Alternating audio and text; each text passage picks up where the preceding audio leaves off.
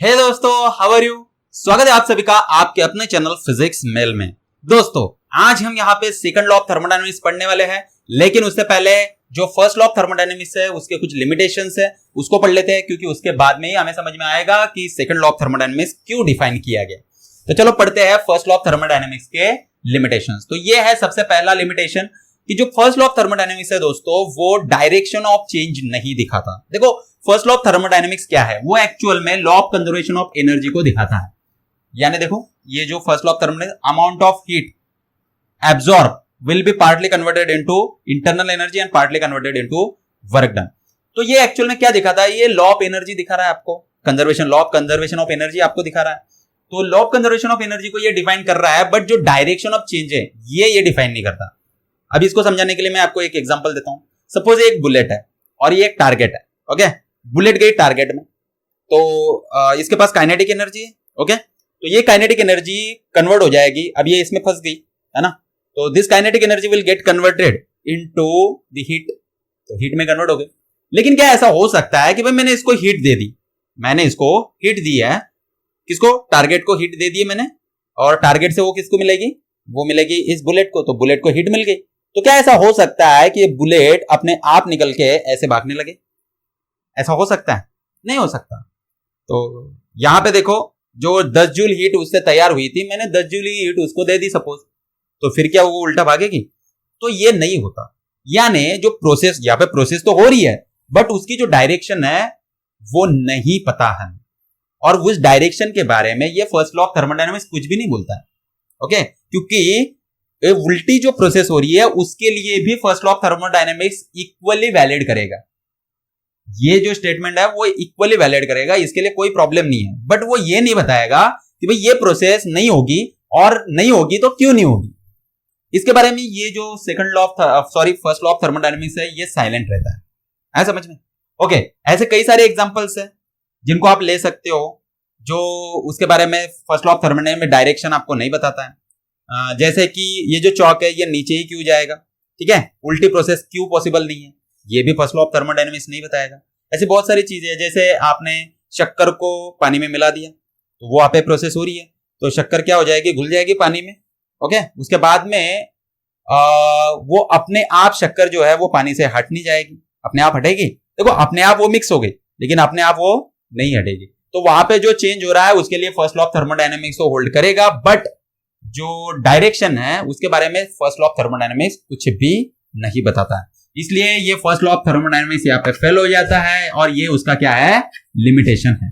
Second जो उसका limitation है वो ये है कि it gives no idea about the extent of change, कि भाई चेंज कितना होगा इसके बारे में वो कुछ भी नहीं बताता। जैसे कि देखो, अगर आप कुछ भी वर्क डन परफॉर्म करते हो तो वो पूरा का पूरा हीट में कन्वर्ट हो सकता है। जैसे अगर आप ये सिलेंडर पिस्टन सिस्टम ले लेते हो, तो ये जो पिस्टन है इससे जब आप वर्क डन करोगे, तो ये जो वर्क डन आप परफॉर्म कर रहे हो, अगर आपने इसको सपोज आपने कंप्रेस किया इसको, तो जो वर्क डन आप कर रहे हो वो पूरा का पूरा हीट में कन्वर्ट हो सकता है। यानी जितना वर्क डन आप करोगे उतनी हीट आपको मिल सकती है, बट अगर आप इसको हीट देते हो तो उतना ही आपको वर्क डन नहीं मिलेगा, टोटल वर्क डन आपको कभी नहीं मिलेगा। और यही आपका सेकंड लॉ ऑफ थर्मोडायनेमिक्स है, जिसके बारे में फर्स्ट लॉ ऑफ थर्मोडायनेमिक्स कुछ भी बात नहीं करता है। तो ये एक लिमिटेशन है फर्स्ट लॉ, इसलिए हमको second law of thermodynamics define करना पड़ा।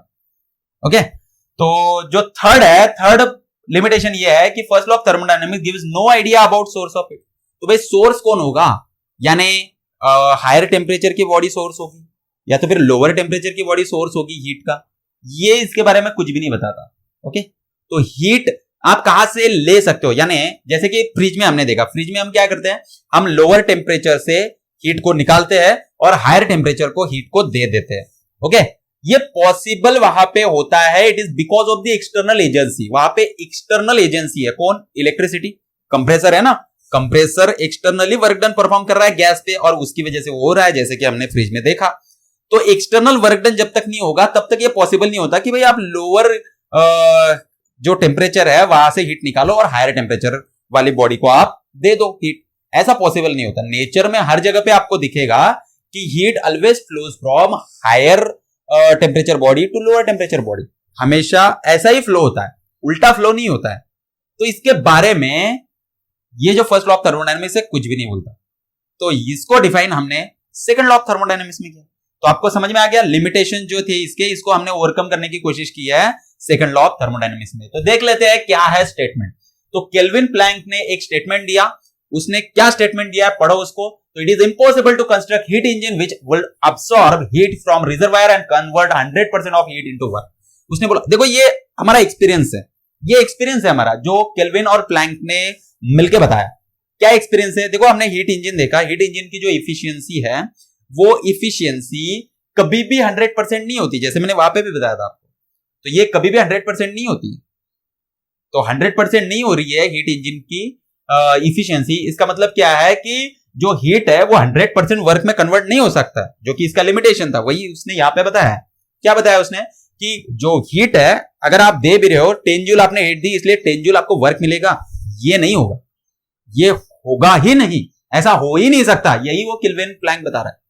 तो 10 जूल में से आपको 6 जूल, आपको 5 जूल, आपको 4 जूल इतना वर्क डन मिल सकता है, but total heat can not be converted into work, यही वो बता रहा है। अच्छा, क्लॉसियस ने क्या स्टेटमेंट दिया? उसने बोला it is impossible to design a self acting machine. देखो ये जो यहां पे बताया ना मैंने, ये इसको ओवरकम किया है यहां पे।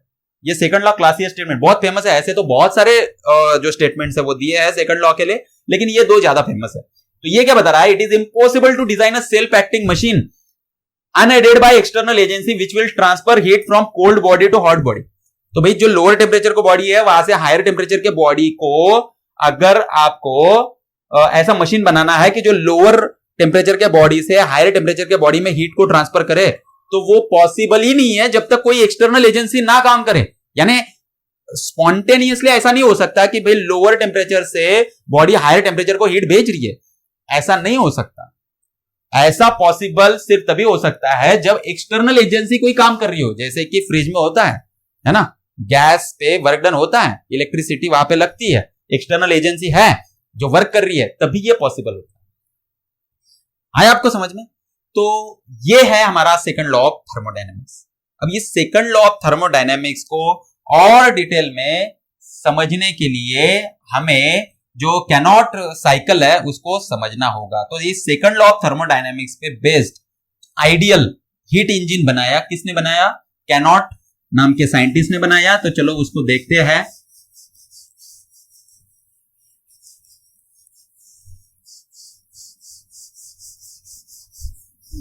तो अब हम पढ़ने वाले हैं कैनॉट हीट इंजन।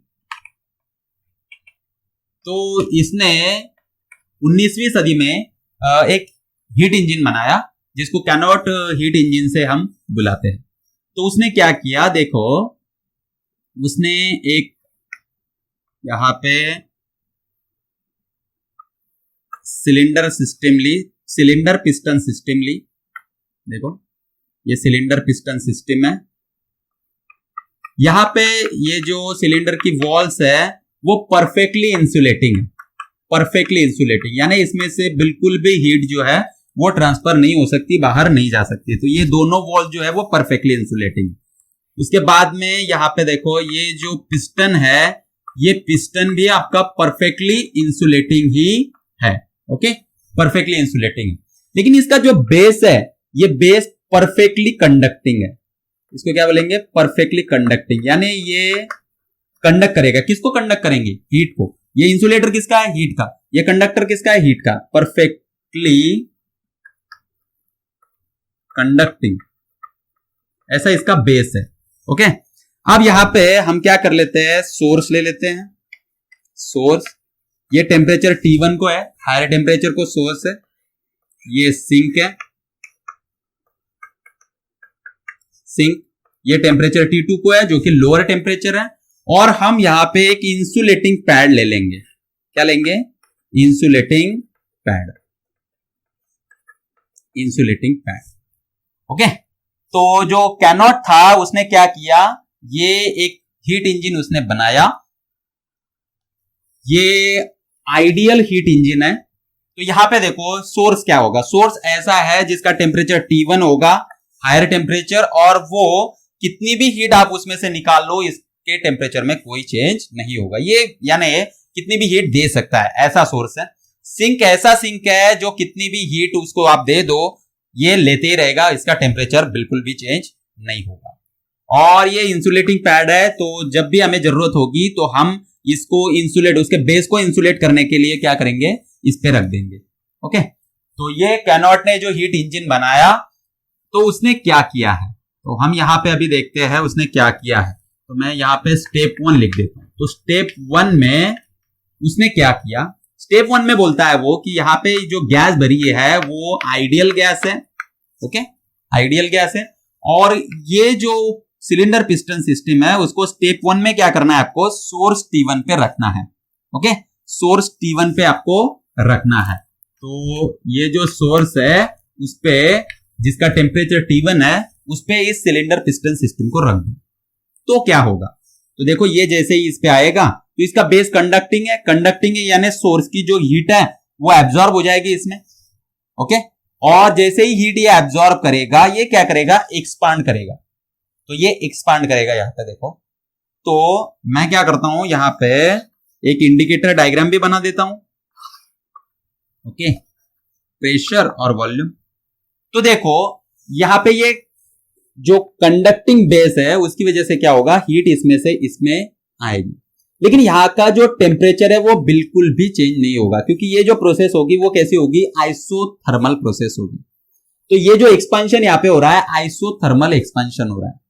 तो ये कंडक्टिंग है बेस, कंडक्टिंग बेस है, इसकी वजह से इसका जितना टेम्परेचर होगा उतना, इसका जितना टेम्परेचर होगा उतना ही टेम्परेचर इस गैस का भी हो जाएगा, और वो उतना ही रहेगा, उससे ज्यादा नहीं, क्योंकि हीट तभी तक एक्सचेंज होती है जब तक दोनों का टेम्परेचर सेम ना हो। उसके बाद में जो हीट है वो एक्सचेंज अगर होगी तो वो क्या करेगी, तो वो सिर्फ इसका एक्सपांशन करेगी।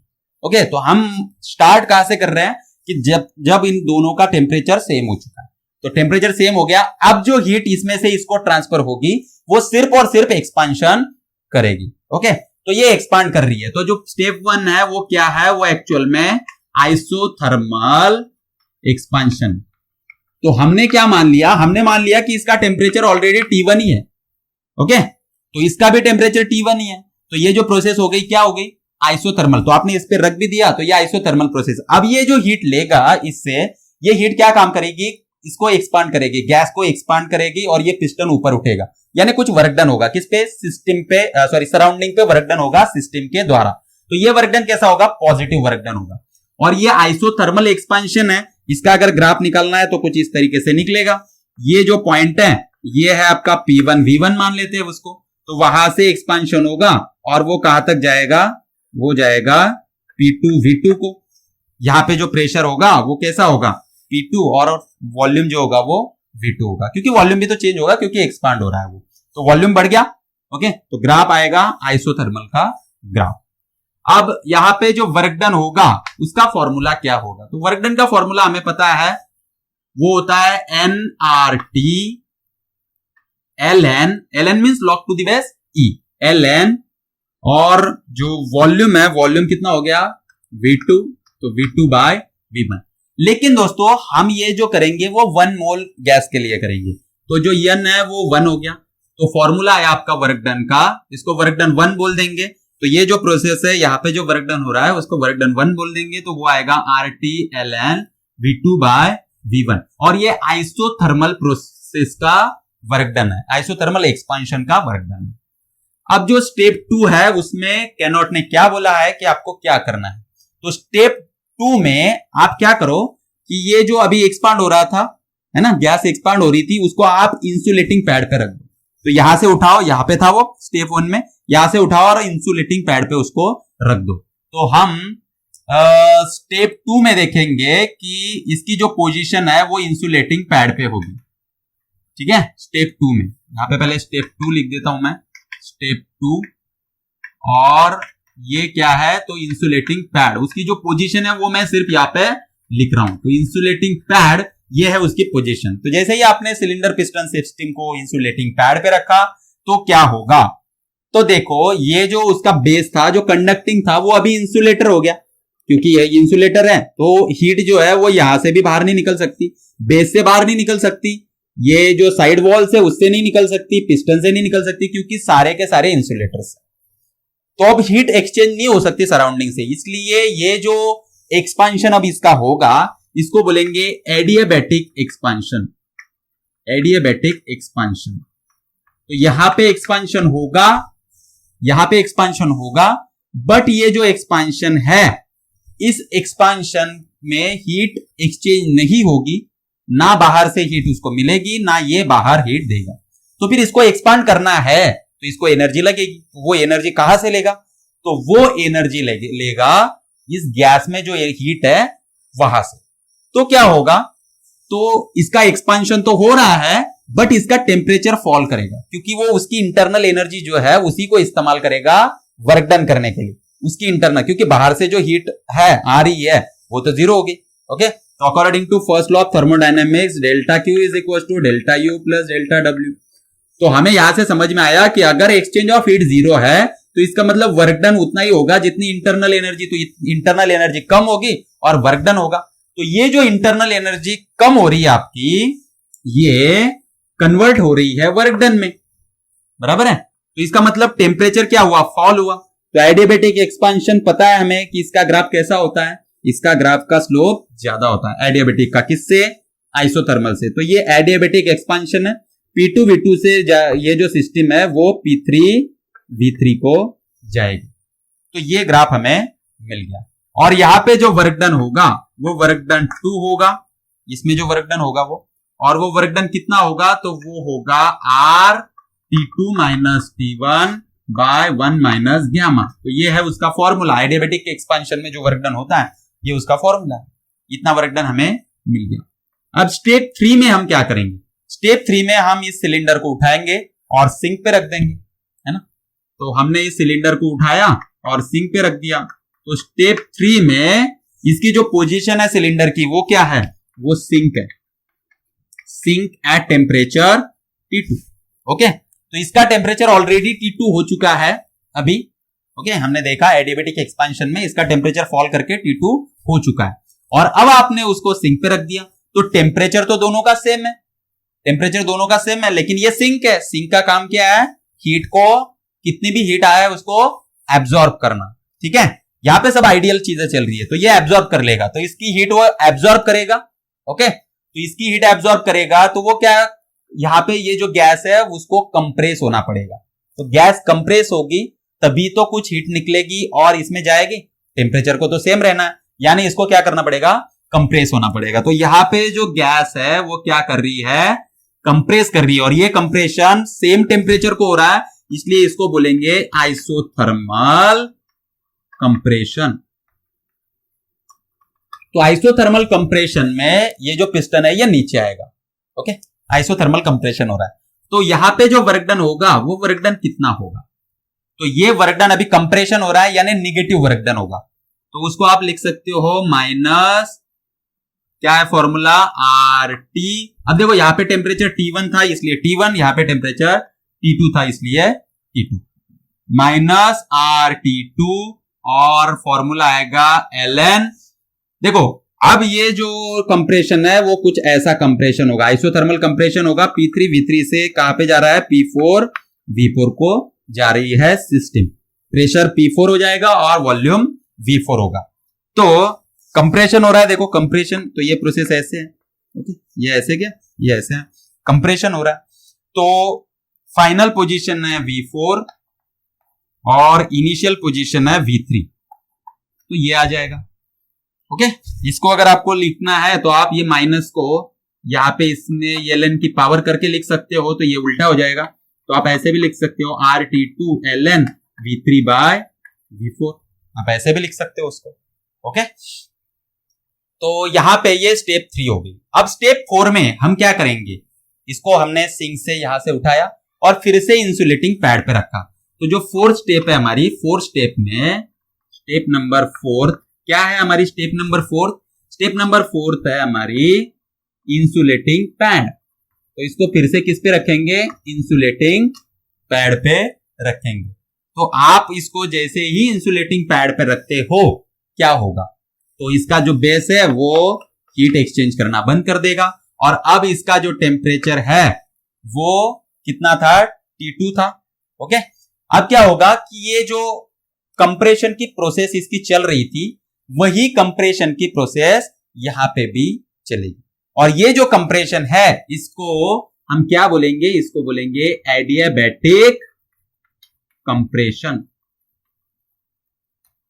एडियाबैटिक कंप्रेशन, तो यहां पे जो कंप्रेशन होगा वो एडियाबैटिक का, यानी यहां पे हीट बाहर से नहीं आएगी और ये अंदर से बाहर हीट को नहीं दे सकता। ओके, तो कंप्रेशन हो रहा है, कंप्रेशन हो रहा है, एडियाबैटिक कंप्रेशन हो रहा है। इसका मतलब जो टेम्परेचर है वो क्या करेगा, बढ़ेगा। देखो एडियाबैटिक एक्सपांशन में जो टेम्परेचर है वो घटता है और एडियाबैटिक कंप्रेशन में जो टेम्परेचर है वो बढ़ता है, क्योंकि जो वर्क डन उस पे हो रहा है। देखो कंप्रेशन यानी गैस पे वर्क डन हो रहा है, तो जैसे ही गैस पे वर्क डन होगा हीट तो बाहर नहीं जा सकती है ना, तो गैस पे अगर वर्क डन होगा तो वो किस में कन्वर्ट होगी, तो एक्सचेंज ऑफ हीट जीरो है, एक्सचेंज ऑफ हीट जीरो है और कंप्रेशन हो रहा है, तो जो वर्क डन हो रहा है वो कन्वर्ट होगा इंटरनल एनर्जी में।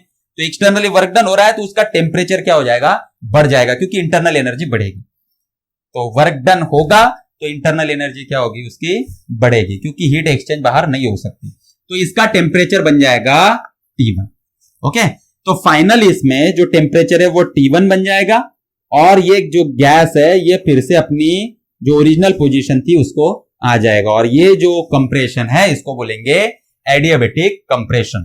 तो ये जो एडियाबैटिक कंप्रेशन है उसके लिए जो वर्क डन होगा, ये देखो ये वर्क डन 3 था, ये वर्क डन 4, तो फोर्थ वर्क डन होगा वो कितना होगा, तो वो होगा -R। और देखो यहां पे फाइनल टेम्परेचर क्या है, T1 है माइनस T2 अपॉन 1 माइनस ज्ञान। ओके, तो इतना वर्क डन यहां पे होगा। अब यहां पे देखो ये जो एडियाबैटिक एक्सपांशन है और एडियाबैटिक कंप्रेशन है, इन दोनों को अगर आप कंपेयर करते हो तो आपको दिखेगा कि ये दोनों सेम है। तो जब टोटल वर्क डन आप निकालोगे W1 plus W2 plus W3 plus W4, ये टोटल वर्क डन निकालोगे आप तो आपको दिख रहा है कि यहाँ पे जो वर्क डन होगा वो निगेटिव होगा, तो W3 माइनस W4। तो आपको यहाँ पे ये जो W2 है वो W4 के बराबर दिखेगा, दोनों की वैल्यू लगभग सेम है और दोनों क्या कर रहे हैं, सब्ट्रैक्ट हो रहे हैं। यहाँ पे तो सब्ट्रैक्ट हो रहे हैं यानी वो उनका जो एडिशन है वो आ जाएगा 0। तो जो एडियाबैटिक एक्सपांशन है और एडियाबैटिक कंप्रेशन है, इनका जो रिजल्टेंट वर्क डन है वो आ जाएगा 0। तो ये दोनों कैंसल आउट हो जाएंगे, 0 आ जाएगा और बचेगा क्या, तो बचेगा सिर्फ ये वर्क डन W1 और दूसरा वर्क डन कौन सा है, ये वाला लास्ट वाला जो थर्ड वाला, ये दोनों ही वर्क डन यहां पे बचेंगे। तो इनका जो फॉर्मूला है ये फॉर्मूला आप नोट डाउन करके रखो, ये जो फॉर्मूला है ये नोट डाउन करके रखो, क्योंकि अगला जो हमारा लेक्चर होगा उस अगले लेक्चर में मैं इसको इस्तेमाल करने वाला हूं, है ना, तो हम इसको इस्तेमाल करेंगे। अब देखो यहां पे थोड़ा सा मैं आपको बता देता हूं कि ये अगर 0 हो गए तो यहां पे क्या होगा, तो यहां पे जो बचा कुचा वर्क डन है वो क्या होगा, तो W2 और W4 तो सेम है, तो W1 minus W3। Okay, W1 minus W3। अब यहां पे देखो ये आइसोथर्मल एक्सपांशन है, आइसोथर्मल एक्सपांशन में टेम्परेचर कांस्टेंट होता है, तो अगर टेम्परेचर कांस्टेंट है इसका मतलब इंटरनल एनर्जी 0 है। तो अगर आपकी इंटरनल एनर्जी 0 है तो इसका मतलब जो वर्क डन है वो हीट के बराबर हो गया, बराबर है। तो जो वर्क डन आप कर रहे हो वो किसके बराबर हो गया, हीट के बराबर हो गया। तो यहां पे एक्सपांशन जब हो रहा था तो Q1 हीट सपोज यहां से उसने एब्जॉर्ब करी थी, कितनी, Q1 हीट। तो आप बोल सकते हो कि जो भी वर्क डन हो रहा है W1 वो किसके बराबर है, वो हीट Q1 के बराबर है, क्योंकि आइसोथर्मल एक्सपांशन है, इंटरनल एनर्जी 0 होगी, बराबर है। वैसे ही ये जो W3 है यहां पे जो वर्क डन हो रहा है ये भी आइसोथर्मल कंप्रेशन है, तो यहां पे जो वर्क डन हो रहा है वो एक्चुअल में ये जो हीट उसको दे रहा है ना, निगेटिव वर्क डन हो रहा है, तो ये जो हीट उसको दे रहा है Q2 ये इसके बराबर है। तो मैं ऐसे लिख सकता हूं यहां पे कि ये Q2 के बराबर है, क्योंकि ये उसको Q2 हीट दे रहा है, ऐसे मान के चलते, तो ये Q2 हीट उसको दे दी। तो जो वर्क डन बचेगा तो ये तो दोनों कैंसिल हो गए, W4 और W2 ये दोनों कैंसिल आउट हो गए, 0 हो गए। तो इसका मतलब W1 माइनस W3 यानी ये जो दो बचे हैं उतने ही होगा। तो जो W1 है वो कितना लिखा हमने, तो it is equivalent to Q1 और जो W2 है वो होगा Q2। तो हमें यहाँ पे वर्क डन का फॉर्मूला मिल गया Q1 माइनस Q2 जो कि हम हीट इंजन में इस्तेमाल कर रहे थे। तो ये जो कैनोट हीट इंजन है ये एक आइडियल हीट इंजन है जिसमें आइसोथर्मल और एडियाबैटिक कंप्रेशन और एक्सपांशन होके हमें लास्ट में जो मिलता है वो इतना वर्क डन मिलता है और ये वर्क डन कितना है, तो वो Q1 माइनस Q2 के बराबर है। आया समझ में आपको? तो ये पूरा जो कैनोट साइकिल है उसको हमने यहाँ पे पढ़ लिया। अगला जो वीडियो रहेगा हमारा, अगले वीडियो में हम इसका जो फॉर्मूला है कैनोट इंजन का जो फॉर्मूला है उसको डिराइव करेंगे। Q1 by Q2 is equal to T1 by T2 या तो फिर Q2 by Q1 is equal to T2 by T1, इसको हम डिराइव करने वाले हैं। तो बस आज के लिए बस इतना ही, इसको आप ठीक से पढ़ाई करो। यहाँ पे ये जो फॉर्मूला है इसको याद रखो और उसको हम इस्तेमाल करेंगे हमारे अगले वीडियो में। ओके, चलो यहाँ पे रुकते हैं। Thank you very much.